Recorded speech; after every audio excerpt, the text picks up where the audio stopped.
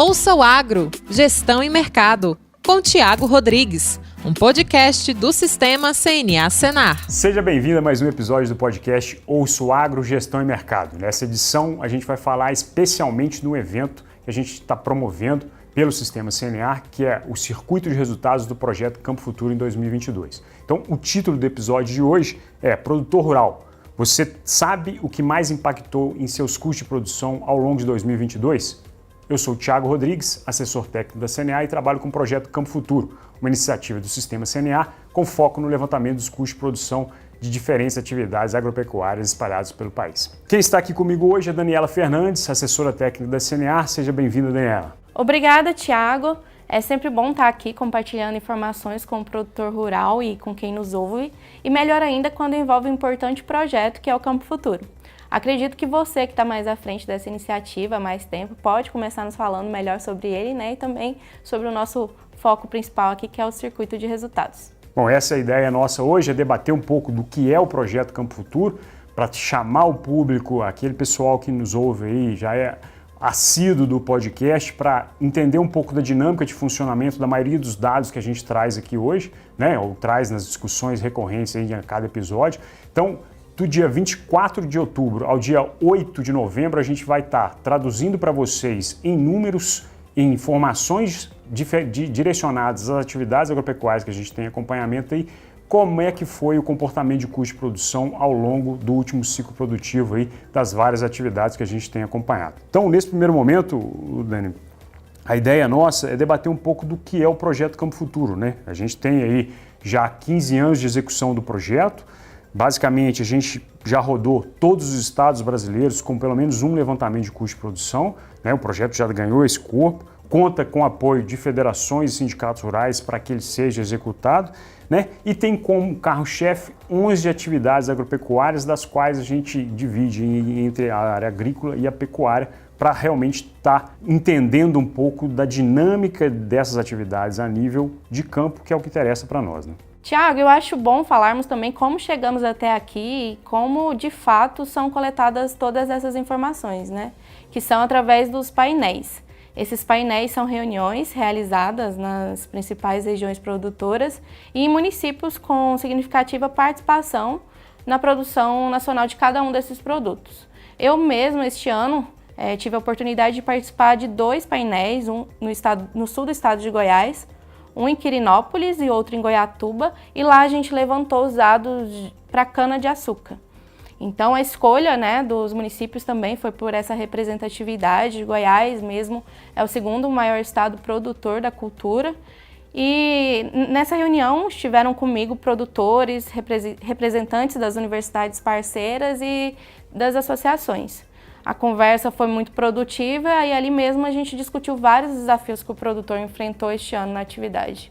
Um ponto importante que você destacou aí é o modo operacional de como é feito esse levantamento. A gente tem hoje uma dinâmica de realizar a descrição do modelo produtivo que mais representa aquela atividade que a gente está pesquisando a campo. Então, para isso, técnicos de universidades, junto com a equipe técnica da CNA, faz esse direcionamento no início do painel, né, onde são mobilizados ali produtores, técnicos de cada regional, para que a gente consolide o dado dessa propriedade típica daquela atividade que a gente está pesquisando e aí consiga realmente ter sucesso nas informações, não é, Dani? E ter a acurácia de dados, principalmente para a utilização que a gente faz com ele aqui após esse levantamento, que dá segurança realmente para que toda aquela informação gerada seja uma informação útil, tanto para nós aqui como do Sistema CNA, como também para o produtor que está participando, que está adquirindo conhecimento ali durante o levantamento, né? Sim, foi exatamente isso que fizemos. Lá a gente utilizou uma planilha base com todas as informações e logo depois a gente validou esses resultados com todos os que estavam presentes na reunião. E essa validação é importante para ver se realmente os dados estariam representativos ali para aquela praça, né?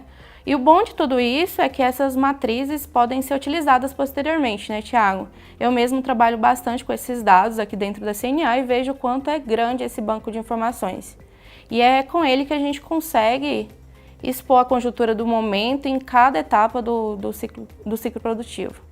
Paralelamente a esse levantamento específico que a gente faz com relação ao custo pontual daquela safra ou daquele ciclo produtivo, no caso da pecuária, a gente tem, via sistema CNA, o acompanhamento da evolução desses custos mês a mês, né? Então, a partir desse modelo que a gente desenvolveu com os produtores e com os técnicos regionalmente, a gente consegue acompanhar via cotação de insumos, os principais insumos referentes àquela atividade, como é que foi a evolução de custo, ou como é que tem sido a evolução de custo, ou safra a safra, ou mês a mês. Então isso dá uma segurança realmente para que a gente trabalhe com um dado nosso, né? Então é importante frisar isso, porque a maioria desses dados são utilizados de forma estratégica pela CNA, né? A gente tem um trabalho hoje focado em representação do produtor a nível federal, né? Então a gente, das pautas de políticas públicas, por exemplo, a gente debate muito tecnicamente pautado nessa questão ou nesses dados levantados pelo projeto Campo Futuro. Então ele traz essa segurança, né,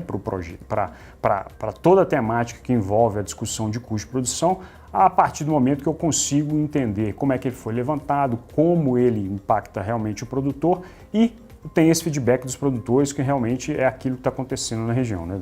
Então, Thiago, já puxando o gancho para essa parte de resultados, vamos aproveitar para divulgar realmente a última etapa do projeto Campo Futuro de 2022, que será o circuito de resultados, que começa já na próxima semana, no dia 24, segunda-feira.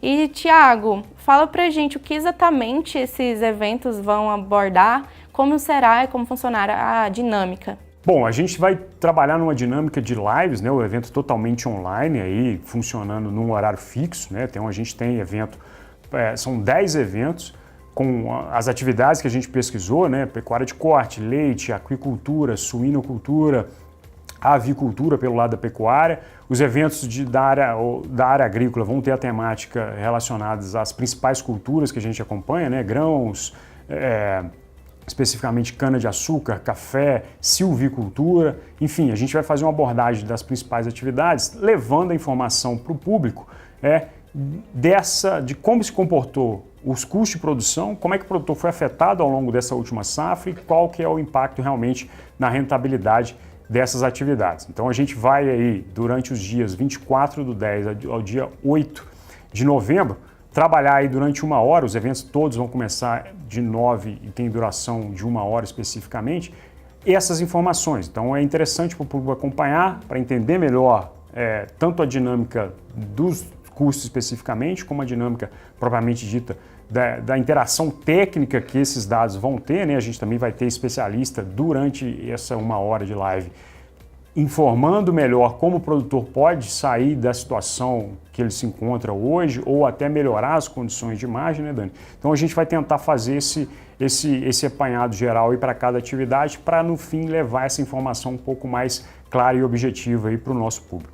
E só para o público ter uma noção de quantas informações foram coletadas, só em 2022 foram realizados 123 levantamentos de custo de produção, divididos aí em 11 atividades agropecuárias, realizados junto a produtores de 114 municípios.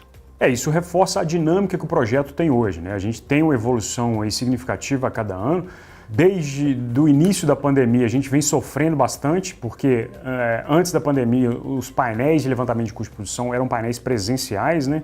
Isso tinha o melhor engajamento do público, a gente conseguia mobilizar mais gente, mas com a pandemia, a gente teve que mudar o modelo operacional, a gente passou a fazer esses levantamentos de forma online, né, contando aí sempre com a parceria das federações e dos sindicatos rurais, que dão esse suporte para nós, mobilizando os produtores e técnicos para participarem dos levantamentos.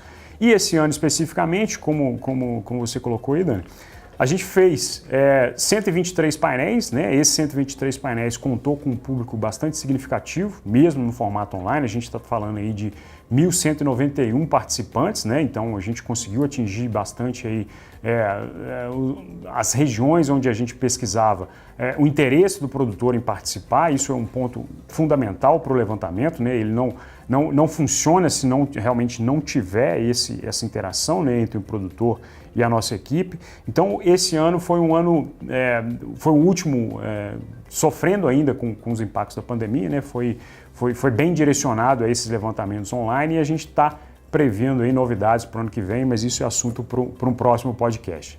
Tiago, eu acompanhei que para as culturas agrícolas teremos eventos para grãos, frutas, café, cana, silvicultura e hortaliças também. Os dados foram levantados em 76 municípios de 18 estados brasileiros e o que mais chamou a atenção nesses dados foi como o custo de produção foi afetado, né, com a elevação dos preços de insumos, principalmente de fertilizantes, defensivos e combustíveis. O produtor mesmo ali dentro dos painéis reagiam muito quando chegava nessa parte de coleta e já dava para observar as expressões não muito boas, principalmente quando falávamos de fertilizantes. Eu trouxe aqui dados recentes em relação ao preços desses insumos e de acordo com o acompanhamento aí do Campo Futuro, a ureia subiu em 94% no acumulado de janeiro a setembro de 2022, comparando, né, com os dados em relação aos dados do mesmo período do ano passado. O MAP subindo em 71% e uma alta ainda maior para cloreto de potássio de 125%. Então, com certeza, isso refletiu muito nos custos e o produtor realmente sentiu e continuar sentindo nessa safra agora. E a gente só aproveitando essa fala sua, Dani, se a gente analisar um outro insumo específico aí que influenciou bastante tanto na safra passada como vai influenciar na safra que está sendo plantada agora, né, o preço de combustível, a gente está falando de um preço médio de diesel aqui no acumulado de 2022, de janeiro até agora, setembro, né, de 26% de alta. Né? Então esse é um cenário bem preocupante, né, do ponto de vista do produtor que você está planejando, né? Ele já sofreu com o impacto dessa alta de combustível lá na colheita da safra passada, né? E já agora para o plantio dessa próxima safra já vem sendo influenciado especificamente por esse item do custo. E não só o diesel, né, Tiago? Mesmo que os preços dos fertilizantes tenham caído nos últimos meses, eu acho que é necessário a gente observar o momento de aquisição desses insumos. Então, no acompanhamento do Campo Futuro, para uma média de 10 praças, o pico de aquisição dos insumos se deu ali entre abril e junho de 2022 e era justamente o momento de pico de preços, né, de fertilizantes. Foi o momento em que os preços mais estiveram elevados. E, enfim, falando aqui, né, como foi desafiador para a agricultura, eu queria ver com você do lado da pecuária. Você tem informações de como se deu o cenário desse outro lado aí? Do lado pecuário, assim, a gente analisa um pouco, traz a análise para um cenário um pouco mais alongado, vamos dizer assim, né? Se a gente pegar aí a situação, principalmente na área bovina, né, corte e leite, se a gente pegar lá do início da pandemia, em março de 2020 até agora, um dos principais insumos que tem chamado a atenção é o preço de ração. Se a gente fizer esse dado acumulado de março a setembro, março de 2020 a setembro de 22, o incremento médio no preço das praças que a gente faz acompanhamento foi de 96% no preço da ração.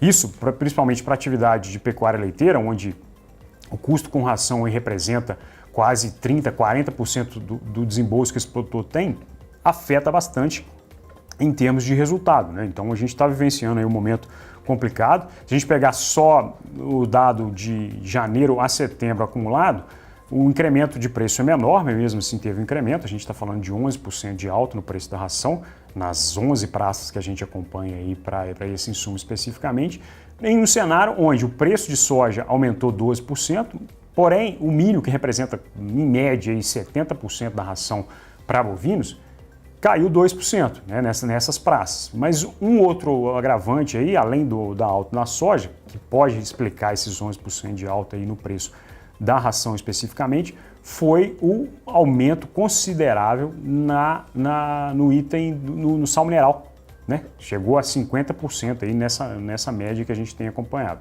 Então isso tudo traz um cenário realmente de custos bem diferenciados aí a cada região que a gente acompanha, né?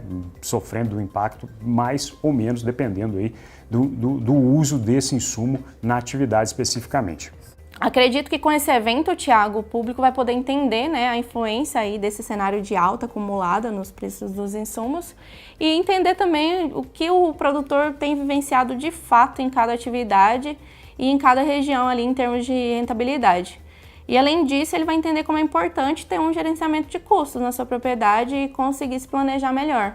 Um ponto importante aqui que a gente tem que reforçar é que, por exemplo, para a pecuária a gente conseguiu abranger aí 45 levantamentos, né, especificamente aí, condicionados às regiões onde a gente participou, né? Então teve levantamento em 15 estados diferentes.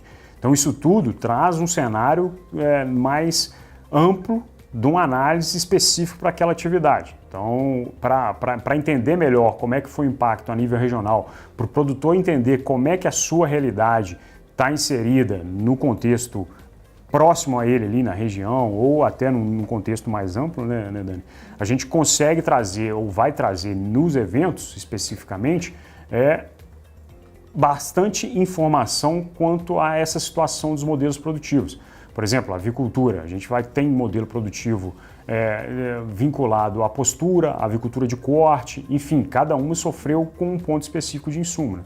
Outro ponto também, Thiago, é que ao conhecer o seu negócio, o produtor vai ter uma base para poder identificar o problema, né, na sua atividade. E identificando esses problemas, ele vai conseguir evitar gastos desnecessários. Ainda mais em um cenário como esse que a gente tem vivenciado ultimamente. Eu falo isso colocando como exemplo a questão dos fertilizantes. Esse monitoramento de custos é super importante para o produtor conseguir se planejar, seja na comercialização, seja também na aquisição dos produtos para a próxima safra. E para essa agora, a gente já sabe que será uma safra mais sensível, principalmente aí diante de variedade de potencial de redução de produtividade, como o clima, por exemplo, que vem trazendo muitas incertezas, né? Por isso a relevância de um evento como esse para informar e também a relevância do produtor entender essa gestão de custos e desses riscos para a sua atividade. E o desafio é realmente esse que você começou a colocar aí, Dani. Se a gente imaginar que a eficiência produtiva hoje está condicionada à melhoria dos resultados financeiros de cada atividade, a chamada que a gente faz para o circuito de resultados do projeto Campo Futuro tenta evidenciar isso, né? Então, quando a gente tem a participação de um especialista fazendo o link entre a parte técnica e a parte financeira, essa é a proposta de cada evento, traz maior clareza para o público que está acompanhando ali como se comportar ou como mexer na atividade que ele tem vivenciado hoje, né? Seja o produtor, seja um técnico que dá o suporte para o produtor, enfim. A ideia nossa é debater nesse sentido, trazendo os dois lados da moeda, né? O que tem de desafio em termos de custo de produção e o que o produtor vivencia a nível de atratividade ou forma de trabalhar diferente que pode beneficiar ele nessa melhoria dos resultados financeiros que ele tem hoje, né? Com certeza, Thiago, e é isso. Eu acredito que conseguimos passar como o evento será importante, né? Só ressaltando aí para o pessoal que esses dados são exclusivos e quem vai participar vai ter acesso aos resultados de todas essas atividades. Então, eu espero que todo mundo que estiver nos ouvindo possa se inscrever e participar. Bom, como a Dani já adiantou aqui, a gente está fazendo esse episódio de forma especial, direcionada ao circuito de resultados do projeto Campo Futuro, né? Então ele é um episódio um pouco mais curto. E a ideia nossa, principalmente, é chamar esse público, chamar a atenção de vocês para acompanhar o evento, que é um evento que está sendo muito bem elaborado. A gente tem a dinâmica aí também de repasse de informações, né? Então todos os dados levantados, eles serão disponibilizados através do material digital aí, o pessoal que tiver acesso ao nosso portal vai conseguir fazer o download. Então, toda essa dinâmica é visando dar mais subsídio ao produtor, mais subsídio ao técnico, ao pessoal que trabalha na área, né? Com informações centralizadas e realmente levantadas a campo, né? Esse é o principal intuito do projeto Campo Futuro esse ano. Bom, então caminhando aqui para o encerramento desse episódio, a gente reforça o convite, né, entre os dias 24 de outubro e 8 de novembro. Acompanhe conosco o circuito de resultados do projeto Campo Futuro. Para fazer a inscrição é só acessar o site da CNA. A gente está com a página específica para o projeto, então a ideia nossa é realmente trazer essas informações e disponibilizar isso para o público.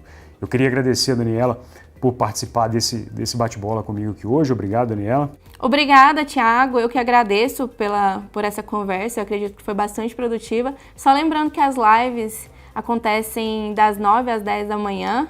Vocês que estão nos ouvindo podem encontrar o cronograma no site da CNA e se inscrever por lá. Espero todos vocês. Obrigado pela audiência. Até um próximo episódio do podcast Ouça o Agro. Um abraço.